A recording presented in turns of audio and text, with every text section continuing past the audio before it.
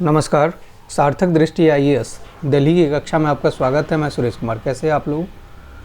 आज के इस वीडियो में हम 69th बीपीएससी जो आगामी आपका बीपीएससी होगा उस पर चर्चा करेंगे। 69 बीपीएससी पीटी आपका सितंबर के लास्ट में संभावित है और जिस तरह से 69th बीपीएससी या फिर 68 बीपीएससी जो अभी हुआ है उसमें बदलाव आपको देखने को मिला है, इसको लेकर के 69th बीपीएससी में और कुछ बदलाव हमें देखने को मिलेगा, चाहे वो प्री स्तर पे हो या मेंस स्तर पे हो। आप लोगों ने चेयरमैन साहब का स्टेटमेंट सुना होगा कि क्वेश्चंस आसान इसलिए नहीं होगा क्योंकि हमें मेरिट वाले स्टूडेंट को लेना है। तो उन्होंने सीधे शब्दों में बोला था कि क्वेश्चन कन्फ्यूजिंग होगा। कन्फ्यूजिंग क्वेश्चन से मतलब है कि आपके क्वेश्चन फैक्चुअल ना होकर के स्टेटमेंट टाइप क्वेश्चन होगा, कंसेप्चुअल क्वेश्चन होगा। और जब कंसेप्चुअल क्वेश्चन होते हैं तो हमें एक डिटेल अध्ययन की ज़रूरत होती है।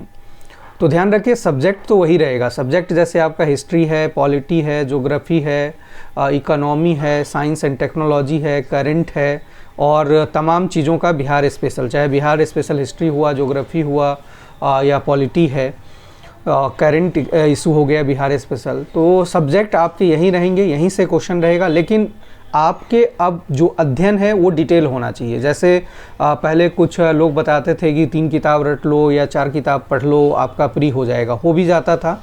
लेकिन अब अगर आपने 68th बीपीएससी प्री दिया होगा तो समझ में आया होगा कि क्वेश्चंस के लेवल क्या थे और इसी आधार पे 69th बीपीएससी प्री खास करके जो ये कंबाइंड होने जा रहा है।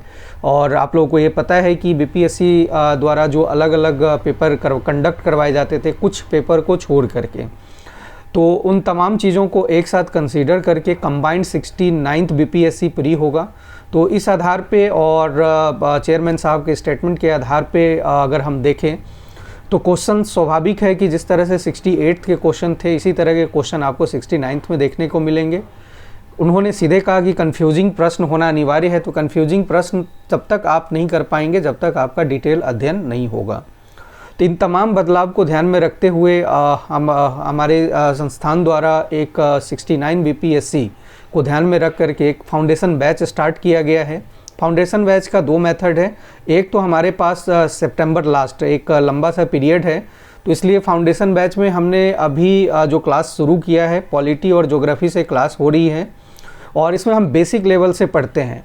और हमारा जो स्टडी है एनसीईआरटी वेस्ट प्लस जो कुछ रेफरेंस बुक है उस पर आधारित है। जैसे अभी हम ज्योग्राफी कर रहे हैं तो ज्योग्राफी विथ मैप, जिसमें Australia, Africa, south America, north America और यूरोप इनके जितने भी फिजिकल फीचर है विथ मैप पे पढ़ाया गया है। और जो नए स्टूडेंट जुड़ेंगे उन्हें फिर से जो चीज़ें छूटा है उसे दोबारा क्लास कंप्लीट करवाया जाएगा। इसी तरह से पॉलिटी में हमने कॉन्स्टिट्यूशन का हिस्टोरिकल बैकग्राउंड है अभी स्टार्ट करा है। यहाँ पे 8-9 क्लासेस हुई है। नए स्टूडेंट जो जुड़ेंगे उनको फिर से कंप्लीट करवा दिया जाएगा। तो हमारा क्लास का जो मेथड है एक अच्छे सिरे से बेहतर तरीके से फाउंडेशन आप लोगों का कंप्लीट करवाया जाए। बेसिक से स्टार्ट करके हम हाई लेवल तक जाएंगे और सितंबर हमारे पास अच्छा खासा टाइम है इसके लिए। इसके बाद हमारा एक टेस्ट सीरीज होगा। टेस्ट सीरीज़ हमारा अगस्त से शुरू होगा। ध्यान रखें, हमने टेस्ट सीरीज़ अगस्त से इसलिए रखा है क्योंकि मैं चाह रहा हूं कि अभी स्टूडेंट का जो बेसिक है वो कंप्लीट हो। अब जिन्होंने पहले तैयारी कर रखी है आईएएस लेवल की तो उनके लिए तो चलो ठीक है, वो अभी टेस्ट सीरीज ज्वाइन कर सकते हैं। लेकिन जिन्होंने इनिशियल शुरू किया है या पहले बीपीएससी देते थे लूसेंट या कुछ बुक पढ़ करके प्री के लिए एग्ज़ाम देते थे, तो ऐसे लोग अभी टेस्ट सीरीज से बचे। और उन लोगों का ये है कि पहले आप अपना फाउंडेशन कंप्लीट करिए, उसके बाद टेस्ट सीरीज ज्वाइन करिए। तो मेरा जो टेस्ट सीरीज होगा ये अगस्त से शुरू होगा और सितंबर तक चलेगा। और इस बीच में अभी हमारा प्री की क्लासेस होगी। क्लास जैसे पहले ज्योग्राफी पॉलिटी कंप्लीट करवाया जाएगा। तो जैसे हम पॉलिटी जब स्टार्ट करेंगे तो पॉलिटी में बिहार के जितने भी हमारे पार्ट बनते हैं तो वहाँ पे वो कंप्लीट कर लेंगे। ज्योग्राफी होगा तो ज्योग्राफी जैसे अभी मैंने बताया कि हमने ऑस्ट्रेलिया से शुरू किया था और अभी यूरोप पढ़ा रहे हैं, कंप्लीट किया है। यूरोप के बाद हम एशिया कंप्लीट करेंगे, फिर इंडिया कंप्लीट करेंगे, फिर बिहार के ज्योग्राफी स्पेशल हम देखेंगे। इसी तरह से हमारा हिस्ट्री होगा तो मॉडर्न इंडिया से स्टार्ट होगा क्लास। मॉडर्न इंडिया में जैसे जो भी हम जैसे सविनय अवज्ञा आंदोलन पढ़ रहे हैं या उसमें हमने ऐसा बनाया है कि जैसे मान लो गांधी पीरियड है तो गांधी का अगर हम एक अलग करते हैं तो चंपारण सत्याग्रह, तो वहाँ बिहार हो गया पूरा। इसके बाद गांधी जी का असहयोग आंदोलन है तो बिहार की भूमिका, सविनय अवज्ञा आंदोलन बिहार की भूमिका, भारत छोड़ो बिहार की भूमिका। यानी कि जिस तरह से हम हिस्ट्री को पढ़ेंगे तो हिस्ट्री एक जनरल प्लस बिहार में उस से क्या रिलेशन है उस पीरियड का, उसको हम साथ में लेते चलेंगे। इसी तरह से मिडिवल तो साथ के साथ बिहार की स्थिति को भी देखते चलेंगे, एंशिएंट तो बिहार एंशिएंट को भी देखते चलेंगे। तो एक क्रोनोलॉजी को हम फॉलो करेंगे और बेहतर तरीके से हम अपने सिलेबस को कंप्लीट करेंगे।